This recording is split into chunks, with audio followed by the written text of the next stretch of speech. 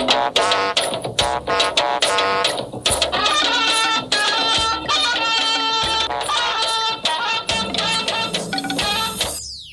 partnership around talent, right, where the Netherlands has a program that is focused on providing scholarship opportunities.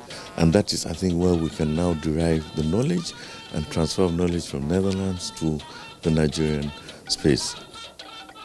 On the news tonight, high hopes trail presidential diplomatic shuttle to the Netherlands as Nigeria's delegation engages for profitable partnerships. We will do everything humanly possible to make sure that everyone is brought back. Security agencies in hot pursuit of escapee inmates from Suleja Custodial Center. Also tonight, organized labor doubles down on its demand of 615,000 naira as new national minimum wage. We demand that the Committee on Minimum Wage should hasten their activities. Good evening and welcome to NTA Network News. We are live in Abuja. I am Jumai Yusuf. Reading with me tonight from Lagos is Hingino Jen Adams, while Benny Adams is here in our studio with business news. We will also be ticking the boxes tonight with two of our correspondents focusing on targets in two key national sectors. But just before we begin, remember you can watch this news live on our website nta.ng/live as well as on our other social media platforms. Thanks for joining us. We begin with President Bola Tinubu once again assuring the international community that Nigeria is well positioned to power the clean energy future of Europe and the world with the high-grade lithium deposits in Nigeria. President Tinubu made this commitment in his bilateral conversation with Prime Minister Mark Rutte on his state visit to the Netherlands. State House correspondent Musbau Danwahab reports from The Hague. President Bola Tinubu's earlier visit to the G20 summit in India in September last year is still yielding results. Destiny perhaps brought the Nigerian leader together with Prime Minister Mark Rutte of the Netherlands. The short tete-a-tete has led to a bigger diplomatic opportunities for the two leaders.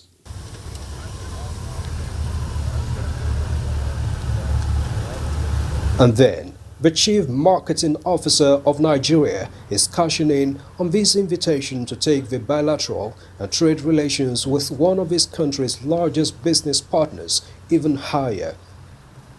The president, as narrated by his special advisor on media and publicity, Ajuri Ngelale, proudly presented the immense opportunities Nigeria offers across a pool of sectors and that his administration is deepening reforms to enhance the investment climate. He said Nigeria seeks robust, balanced and mutually beneficial partnerships that will bring about value addition in areas like solid minerals. President Tinubu also asserted that Nigerians have tremendous confidence in themselves and that his confidence in the Nigerian people gave him the courage to take difficult decisions on their behalf, given his full awareness of the need to give Nigerians the long-term tools they need to succeed. President Tinubu expressed determination to continually take difficult decisions that will benefit his people, as he assured that Nigerians will be adequately rewarded in due course. His host noted that President Tinubu's economic reforms have engendered greater confidence in the Nigerian economy by international investors and that Dutch investors have activated another set of $250 million worth of new investments over the next few months, including a $100 million investment in a waste-to-wealth industrial facility in Lagos State. The Prime Minister lauded President Tinubu's national and regional efforts as he promotes democratic governance and the solution it can bring in dealing with problems of development. And then, the Nigeria-Dutch Business Forum would streamline the new areas of collaboration. Here, President Tinubu further expressed his firm commitment to develop the partnership between the European Union, EU, and Nigeria, noting that symbiotic economic ties remain the best long-term path to sustainable and mutual prosperity rather than one-sided relationships in which bilateral trade is skewed too much in one direction. Some of his ministers speak on areas of collaboration, including agriculture. We in Nigeria will have the available land, but our most problem is that the land is shrinking because we have a huge bulging population. There's habitation encroaching on farmlands. So what we need is increasing yield per space. So increasing yield, and that's technology. Good seeds, good fertilization, good cultivation, and good harvest. And that is, I think, where we can now derive the knowledge and transfer knowledge from Netherlands to the Nigerian space. So one of the two things that we've identified in our earlier meetings this morning is actually partnership around talent, right, where the Netherlands has a program that is focused on providing scholarship opportunities for young people in specific sectors, especially in the technological space. So we're looking to work together in that space. He has been giving lots of encouragement to foreign investors into the country, and it's really yielding a positive result because so many of them are well determined, and those that are already in the country like KLM and the rest have assured the president of their commitments. From The Hague, Musbao, then Wahab, NTA News. In the meantime, the federal government is engaging stakeholders to unveil a roadmap for integrating unbanked Nigerian population into the formal financial system. The federal government says this is part of measures to tackle poverty and insecurity, an assertion affirmed by Vice President Kashim Shettima at the two-day workshop aimed at sensitizing stakeholders on accelerated financial inclusion. State House correspondent Abdurrahman Jibrila reports. In recognition of this imperative, I am proud to announce that part of our agenda today involves the signing of the ASO Accord for Economic and Financial Inclusion. This is the signing of the agreement termed ASO Accord for Economic and Financial Inclusion with state governments and other key stakeholders in the private sector as part of efforts to actualize a delivery of financial services at affordable cost to all Nigerians. The testament to our determination to dismantle these intergenerational obstacles lies in the reality that a significant segment of our populace lacks access to a diverse array of affordable financial services. We are also aware that a fundamental driver of this disparity is the pervasive issue of low income. This poses a threat to the security and stability of the nation.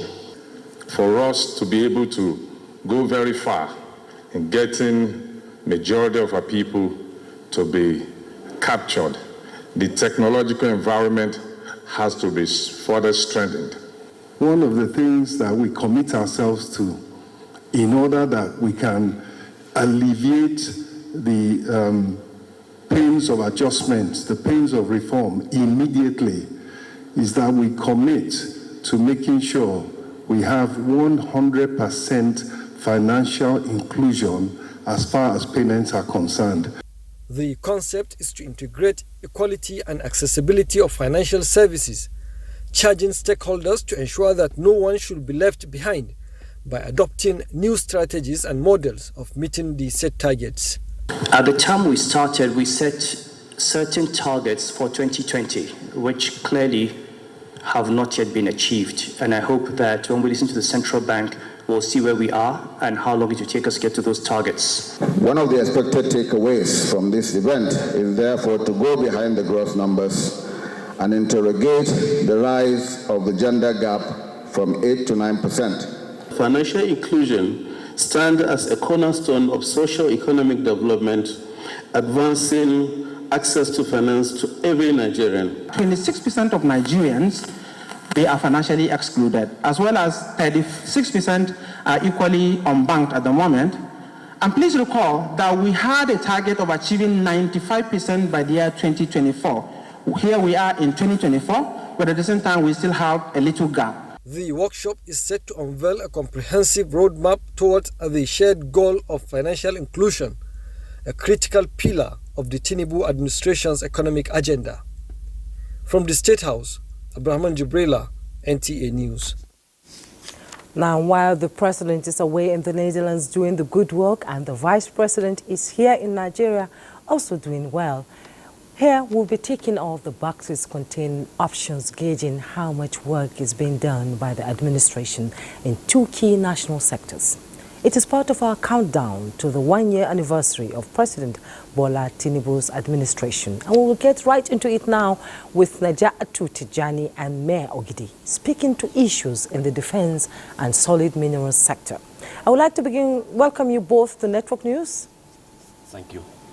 Thank you, Jummai. Well, I think it's best to start with Najatu. Why don't you take a look at the targets there on the screen and tick whatever options that best describe developments within the defense sector in the last 1 year. Naja. Thank you, Jummai. Let's begin with intelligence gathering.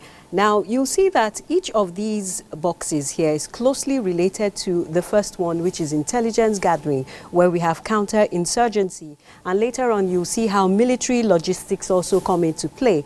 Now, one of the challenges that is happening in terms of security in the nation when it comes to intelligence gathering is ensuring it's a dicey balance and the lines are blurred in the sense that the ones giving the information, those who are giving the information, the security operatives want to ensure that they are safe. In the past, it was noted that some of these communities which gave information were usually attacked by some of these terrorists. But in recent times, that has greatly reduced. But it's still a dicey balance in the sense that intelligence gathering, when properly harnessed, will lead to a lot of successes and progress. Now, if you take a comparative analysis and you look at some of the reports that NTA has done on counterinsurgency, you will see that the Joint Task Force and also the Operation Hatinke, that's the Air Task Force, as well as the Nigerian Army working together, uses intelligence to, of course, overcome the terrorists and the bandits. Notwithstanding, if information is not being given, and this was in a chat that was taken earlier on with the Minister of Defense, they rely heavily on cooperation and, of course, information. So when you note that counterinsurgency successes are going on, it's directly related to intelligence gathering. However, at this point in time, enough is not being done that will impact widely. So while the security operatives are doing okay, using the information they have to protect the nation, it still needs realignment. So when it comes to intelligence gathering, I'll say it still needs realignment. It's not yet on course, but it needs realignment. So we talked about the two of them concurrently because it is what you get here that directly impacts counterinsurgency. And in a recent chat with the Minister of Defense, it was revealed that some of the notorious bandit leaders have been killed. They've been eliminated. Their hideouts followed to their hideouts, and their hideouts have been destroyed, all thanks to the intelligence that we're given, some from the communities, and of course, however, it takes a while, of course, to do some of these investigations because there has to be a verification in order to eliminate any error so as not to have any incidents of hitting the wrong target. So far, so good with the elimination of bandit leaders, terrorist leaders, commanders and their hideouts. The military and, of course, the defense sector is on course in this particular area. There are a lot of statistics, there are a lot of reports, there are a lot of weekly updates when it comes to counterinsurgency. And another thing that impacts these two directly, of course, is military logistics. And this includes the planning and, of course, acquisition of equipment and platform, which recently, I'll give you an example, the Nigerian Navy has been steadily acquiring and increasing its fleet, the same as the Nigerian Air Force, which is expecting some M346 aircraft and others. There is so much, but in this area so far, and before I quickly wrap up, I'll say military logistics is on course, but I want to quickly wrap up by saying that the Ministry of Defense is taking charge in the sense that it will soon ensure that military uniforms, and some of these, it will look inwards to ensure that military uniforms are manufactured right here in the country so that civilians and other outsiders do not have access to this. So I'm going to stop here for now. Intelligence gathering needs realignment, counterinsurgency, and military logistics are on course so far. Thank you so much, Nada, to our defense correspondent. You've given a definite, analysis of the defense sector. Next is Mayor Ogidi. He's our man in the solid mineral sector with ears to the ground. Now, Mayor, I would like for you to do some quick review of the targets we have lined up for you and tick options that suit the situation in your opinion. Thank you, Jumai. Let's start with mining regulations. Revocation of licenses within 1 year, that is November 2023, 1,163 were revoked, and just yesterday, 924 revoked. And on CDA, that is Community Development Agreements, January 30th, 2024, the present administration reviewed the agreements to ensure that communities also have that impact of the process. So on that aspect, I think they're on course. Regulations are being reviewed, and those that are not performing, revoked. On foreign direct investment, the Minister Dela Laki and that of the President himself on various occasions have engaged foreign partners. Like in Doha, when the President was in Qatar on the sidelines, the Minister had some discussions with foreign investors. And that of United States and Nigeria, they have a working group. U.S. is represented by the special advisor to the President of U.S. to work out modalities on how U.S. can invest in the sector in Nigeria.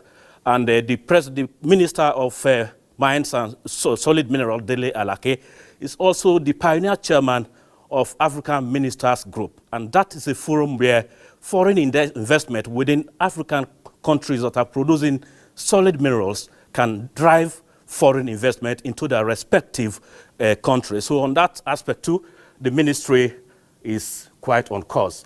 And finally, on value addition, it is the present administration's policy that they will never let raw materials, raw solid minerals to get out of their country. They must be refined there.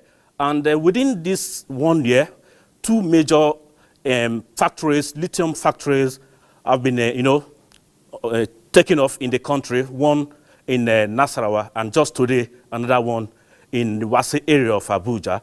And the essence of it is that the benefits in terms of employment and finished products and revenue from it will be invested here in Nigeria instead of taking those raw materials out of the country for the benefit of outsiders. So on the issue of value addition, the ministry is also on course.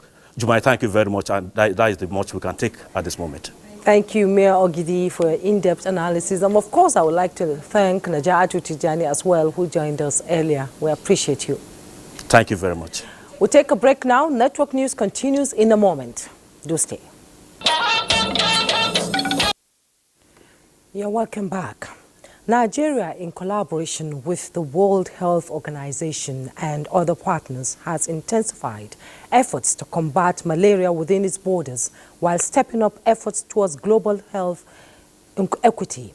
Uche Ogochukwu reports that this is the thrust of Nigeria's commemoration of the 24th World Malaria Day with the theme, Accelerating the Fight Against Malaria for a More Equitable World. Nigeria, burdened with malaria for decades, has been intensifying efforts to eliminate and control the disease through multiple strategies of prevention, treatment, and community engagement. Malaria remaining a leading cause of morbidity and mortality, especially among under 5 children and pregnant women, These efforts underscore the government's commitment to combating the public health challenge. With the slogan, "Let's change the narrative now," Nigerian government, supported by various partners, promised to do more. More needs to be done because now we have what we call the perfect storm that is facing also resistance against our medications, resistance against our commodities. Through robust surveillance, innovative interventions, and strengthened health systems, we have saved countless lives and reduced untold suffering. We are working to empower every person, community, and country to be an equal, valued, and essential partner in the fight against malaria. Please be assured that our collective work in building up a more equitable future that will be malaria-free is assured. The concerted efforts are aimed at improving access to quality healthcare services, particularly in rural and underserved areas where malaria incidence is highest. Uche Ugochukwu, NTA News. Now let's bring you up to speed with other news as we hear security agencies are intensifying their manhunt for 109 inmates of the Suleja Custodial Center who escaped on Wednesday night after heavy rains brought down the perimeter fence. Minister of Interior Olubunmi Tunji-Ojo, who gave the assurance while on a visit to the facility, also vowed to ensure there is no recurrence in the near future. Victor Ozu reports. These are not the best of times at the Nigerian Correctional Service. 15 successful jailbreaks from 2015 to 2022 is hardly good publicity for the agency. This time, it is Wednesday's downpour pulling down perimeter fencing at the Suleja Custodial Center, paving the way for the escape of 119 inmates. Only 10 of them have been rearrested at the time of filing this report. Morning, sir. Morning, sir. On arrival at the correctional center established in 1914, Minister of Interior Olubunmi Tunji-Ojo is briefed on the development and then a guided tour of the facility. This was a facility that was built to house 250. And before the incident that happened, we had 499. This goes to what we keep talking about overcrowding. It is the first jailbreak under the watch of this minister, and it will be the last, he says. The manhunt is presently ongoing. We will do everything humanly possible to make sure that everyone is brought back and to ensure that this does not happen in any other facility. If the minister's words are anything to go by, then the custodial facilities, most of which were constructed in the colonial era, must first make way or be reinforced. In Abuja, Victor Azu, NTA News. To labor matters now, the organized labor is doubling down on its demand for a 615,000 naira national minimum wage as it pushes for the National Minimum Wage Committee to fast-track conclusion of the process. President Trade Union Congress of Nigeria, Festus Osifo, made this known to newsmen after the union's National Executive Council meeting in Abuja. Joseph Osen reports. The TUC National Executive Council meeting raised concern over issues of proposed national minimum wage, electricity tariff, supply of petroleum products, review of labor laws, and other social safety nets. If the purchasing power parity is relatively low, what is going to happen is that the manufacturers will produce their goods and they will keep it in the shelf because there wouldn't be patronage from the people. So, we demand that the Committee on Minimum Wage should hasten their activities, release the payment of wage award for March 2024 and April 2024, and to ensure its regular payment moving forward until the new minimum wage is put in place. The union wants federal government to reconsider the new electricity tariff, saying increase would have been more appropriate after improving infrastructure and equipment for better supply, hiking prices and scarcity of petroleum products, which have ripple impact on the nation's economy, to the trade union, will reduce with local refineries producing. In Abuja, Joseph Otsen, NTA News. The Nigerian National Petroleum Company Limited has officially reacted to the resurgence of long queues at petrol filling stations in Abuja and other parts of the country, assuring the public that the tightness in the supply of premium water spirit currently being experienced in some areas across the country has been resolved. A statement by Chief Corporate Communications Officer, NNPC Limited, Olufemi Soneye, says the challenge which arose as a result of logistics issues have now been resolved. The statement reiterates that the price of petroleum products have not changed and appeal to Nigerians to avoid panic buying as there is sufficiency of products in the country. Time now to join Hingino in our Lagos Network Center for more on NTA Network News. Hello, Hingino. Jumai. Key anti-corruption agencies have received a boost in the war against corruption under the present administration for renewed focus and optimal performance. Chairman House Committee on Anti-Corruption, Kayode Akiolu, disclosed this at a National Anti-Corruption Colloquium organized by the committee in Lagos. Bolaji Akim tells us more. Here are heads of government agencies and parastatals, including the Director General of NTA, represented by the Zonal Director of NTA Lagos Network Center, Nick Onyeshi, to discuss how to tackle corruption. Rein in the muster. Chairman House Committee on Anti-Corruption, Kayode Akiolu, believes corruption has slowed down Nigeria's development despite the country's enormous potentials and natural resources. All hands must be on deck to eliminate corruption in our society, to reduce it to the barest minimum, so that our country can finally deliver on our enormous potentials. Lagos State Governor Babajide Sanwo-Olu, represented by his deputy, called for a holistic approach in the fight against corruption. We are not saying people should not make money. We are not saying people should not do the right things well. So how do you now make sure that what I own are the things that I worked for legitimately?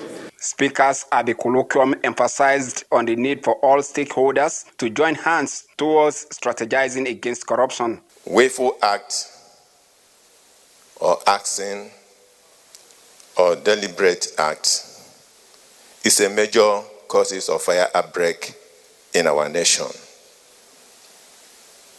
and can be linked to corruption. Addressing implementation challenges, strengthening institutions, creating awareness on the ills of corruption, and fostering a culture of integrity are crucial for achieving lasting progress. A panel of discussants also x-rayed causes of corruption and ways of tackling it, both in public and private sectors. In Lagos, Bolaji Akim, NTA News. As the world continues to proffer solutions to ending malaria among vulnerable people, including pregnant women, infants and children, Nigeria has joined the global campaign. Raid, a brand that shares this ideology, is committed to killing mosquitoes that may carry malaria parasite. And Makoko, a fishing community in Lagos mainland, is where officials of SC Johnson and Son Nigeria, maker of Raid insecticides, took this year's message to. Diana Ajali reports. This is how they spend their everyday life, going in and out of the water, which is their major source of livelihood. Apart from the fact that they trade on water, these fishermen and women have their families living here, making it easy for mosquitoes to breed. This results to malaria, a tropical common disease that takes lives. Every household should have an effective means of prevention. To ensure residents are properly protected against malaria, SC Johnson, a family company at work for a better world, decided to use the Global Awareness Day to enlighten the community on sustainable, healthy lifestyles. and cheaper means of preventing malaria using RAID. We have been producing pest control, RAID and Baygon, in the last 54 years in Nigeria. And so once you want to protect the family against mosquito, use RAID and Baygon. We ensure that these products leave SC Johnson's warehouse, our factory, to the distributors, to the wholesalers, to the retail stores, and down to the neighborhood stores where consumers, our loyal consumers, have access to this product. The importance of environmental sanitation was a major preventive measure harped on by the organizers for members of the community to imbibe regularly as part of the company's corporate social responsibility. We have also come up with testing kits for medical checkup, then also malaria checkup to know if you have malaria in your body, so that we can also recommend to say go and see your doctor. Beneficiaries expressed joy at the gesture. Get small baby, if mosquito don't chop her like this, now headache and hot. SC Johnson says it won't stop until malaria is completely eradicated in Africa. And as a partner with Liverpool Football Club, RAID is encouraging communities to give malaria a red card. In Lagos, Diana Ajale, NTA News. That's it from here. Time now for some messages. The news will be back shortly. You're on to NTA Network News. Time to join Benny for trending news in the world of business. Hello, Benny. Thank you. Now, the Office of the Accountant General of the Federation is engaging stakeholders on the need to comply with the general guidelines for the conduct of government business in planning and management of cash resources for effective and efficient service delivery. Correspondent Tope Alabi reports that the Accountant General of the Federation, Dr. Oluwatoyin Madein, says the interaction focuses on strategies for realizable inflows and controlled outflows with value for money in public expenditure as it relates to effective implementation of the federal government cash management policy using the Integrated Financial Management Information System. Doing things better, to making life better for all Nigerians. At the core of it is his handling and his husbanding of the financial resources of the country. And to do that, we need to take these steps that are outlined in this new cash management bottoms-up procedure. I will still continue to solicit for your support to make sure that the implementation is done well. And wherever there are issues, we'll be glad to have those issues. Now, investors gained 26.4 billion naira as the all-share index advanced by 0.05% to close trading at 98,169.30 basis points. The total volume traded declined by 24.90 basis points, close to 297.20 million, valued at 6.52 billion naira, and traded in 7,417 deals. Zenith Bank was the most traded stock by volume and value, with 48.49 million and 1.77 billion units were traded respectively. At the close of trading, the market recorded 16 gainers, 24 losers, and 83 equities remained unchanged. Transcohort topped the gainers list, while Sterling topped the losers list. Well, that is business news. Thank you, Benny, as always. Nice doing business with you. Now, the federal government is saying it will henceforth not approve mining licenses for companies without any plan for value addition. Information and National Orientation Minister Mohammed Idris and his counterpart in the Solid Minerals Development Ministry, Dele Alake, stated this at the flag-off ceremony for the construction of a private lithium processing plant in Abuja. Mayor Ogidi tells us more. Sitting on 400,000 square meters of land at the Wasa district of the Federal Capital Territory, the $50 million Asba Wisdom Lithium Processing Plant, expected to produce 1.6 million tons every year, and 1,200 jobs will be created. Lithium, a major product for rechargeable batteries, mobile phones, laptops, and electric vehicles is in large quantity here. Solid Minerals Development Minister Dele Alake flagged off the construction of the project. For the Solid Minerals Development Minister and that of Information and National Orientation, Mohammed Idris, the tide of the project flows in the direction of the federal government policies. We are no longer going to tolerate companies applying for mining licenses without critical plans and concrete projections for local value addition. That will become a very major criterion for granting approvals. Only yesterday, the federal government revoked licenses of dormant practitioners in the mining sector. Now, the fact that this is happening only 24 hours after that indicates that the federal government is indeed very serious in promoting the solid mineral sector and promoting Nigerians who indeed have a genuine intention of investing in that sector. And the cost implication of everything here is $50 million US. So $47 million is for the whole factory. Then $3 million is for the 6 megawatt power generation plant. It is indeed a major project, but for the owners, the first phase is to be completed by July 2024, while the second phase before the end of 2025. Mie Ogede, NTA News.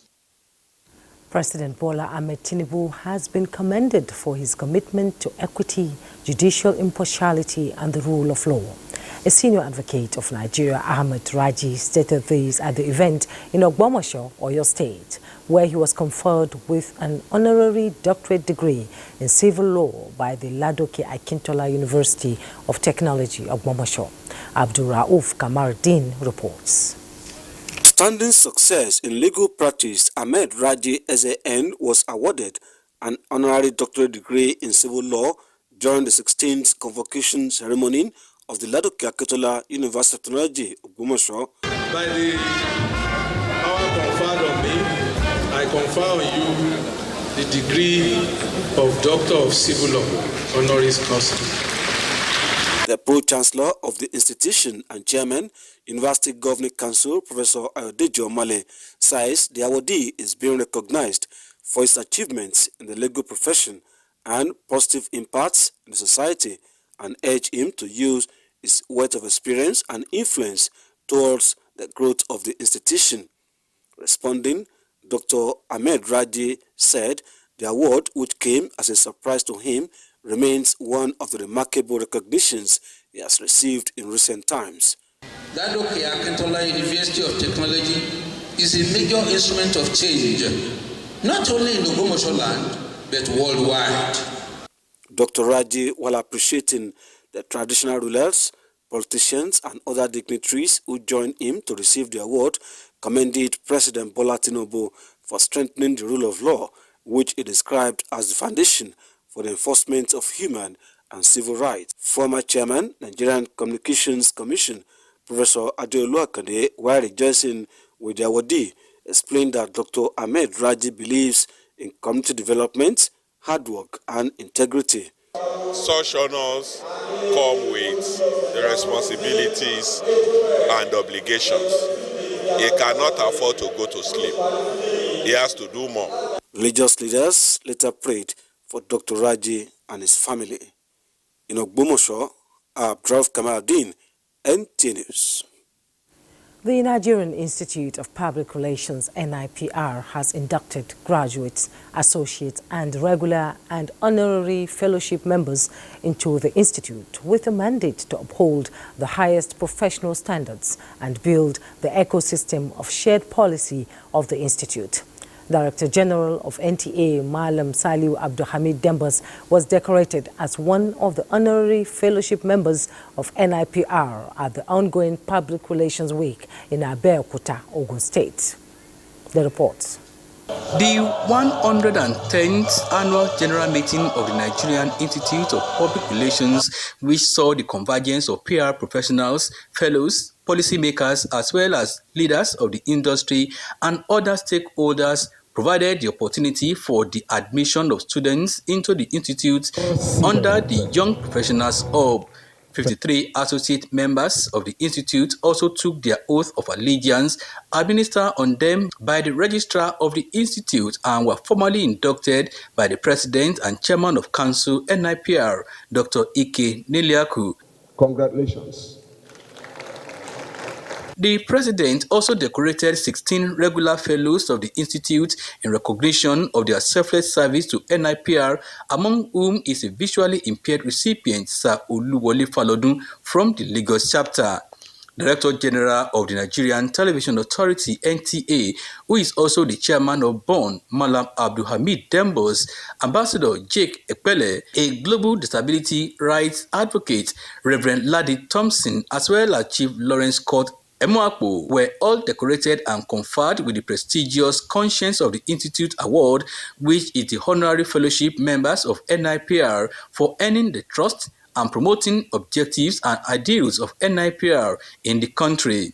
I would like to assure the NIPR of our total support, lead by example, and in our various workplace, we'll do everything possible to make sure that we exhibit nothing but excellence. We believe that the Institute should be run as an enterprise to apply creativity, deploy innovation, ensure more prudence, expand our revenue base, streamline operational structure, inspire and motivate staff to work as entrepreneurs. The NIPR president announced that NIPR is establishing a finishing school modeled in line with the Nigerian Law School to produce thoroughbred and certified professionals, which is a precursor to the establishment of Public Relations University in Nigeria in Abuja. Yemi Dalimo. We'll take another break. NTA Network News will be back soon. Don't go away. You're welcome back. Nigeria is already making plans to host the Global Africa Regional Conference 2024, which aims to advance the quality of education in the country and across Africa. Minister of Education Professor Tahir Mamman stated this during a courtesy visit by officials of the British Council of Nigeria, led by its country director, Lucy Pearson. The visit is to strengthen partnership between the ministry and the council and to explore new frontiers. Professor Mamman, who expressed excitement over Nigeria's hosting of the regional conference and subsequent invitation to the Education World Forum in London, highlighted the ministry's commitment to producing graduates who are skilled and equipped for the industrial sector. He says Nigeria is already fostering creative thinking through initiatives such as the Developing Online Teaching Skills project. The country director of the British Council Nigeria, Lucy Pearson, while commending the minister for its policy initiatives, expressed optimism over future collaborations and described the Educational World Forum in London as an opportunity for fruitful discussions. The Minister of State for Education, Dr. Yusuf Tanko Sununu, and the Acting Executive Secretary of the National Universities Commission, Chris Meyaki, also provided insights into the ministry's achievements and reiterated readiness to collaborate with the British Council. A one-woman, one-tree per year initiative championed by the Hope Alive Foundation has been launched to create more awareness on issues of climate change and global warming. Kenneth Nanim reports that the Secretary to the Government of the Federation, George Akume, unveiled the project designed to galvanize women to undertake planting of 90,000 economic trees in the North Central alone. Wonderful. Let's start with the trees. The launch of the initiative to plant 90,000 economic trees in the north-central part of the country with women in the forefront is in recognition of their role in nation building. We have taken up the task of championing climate action with women as change agents. Just as trees are the nurturers of our ecosystems, women are the nurturers of our societies. For the Secretary to the Government of the Federation, George Akume, every citizen has a role to play in mitigating the impact of this global phenomenon. must all work together to protect the environment, make it safe, to make it great for all of us. In a message, Nigeria's First Lady, Oluremi Tinubu, says the tree planting project is in line with the Every Home a Garden competition initiative designed to allow women key into agriculture. She's encouraging every woman to have a garden in their home because of the passion she has for nature. The earth is suffering. The way the sun hit us now is not like before. So if you cut a tree, you replace one. The foundation also signed a memorandum of understanding with partners to ensure the tree planting project is realized. Kenneth Nanim, NTA News. And that's it on NTA Network News tonight. Thanks so much for your time. I am Jummai Yusuf.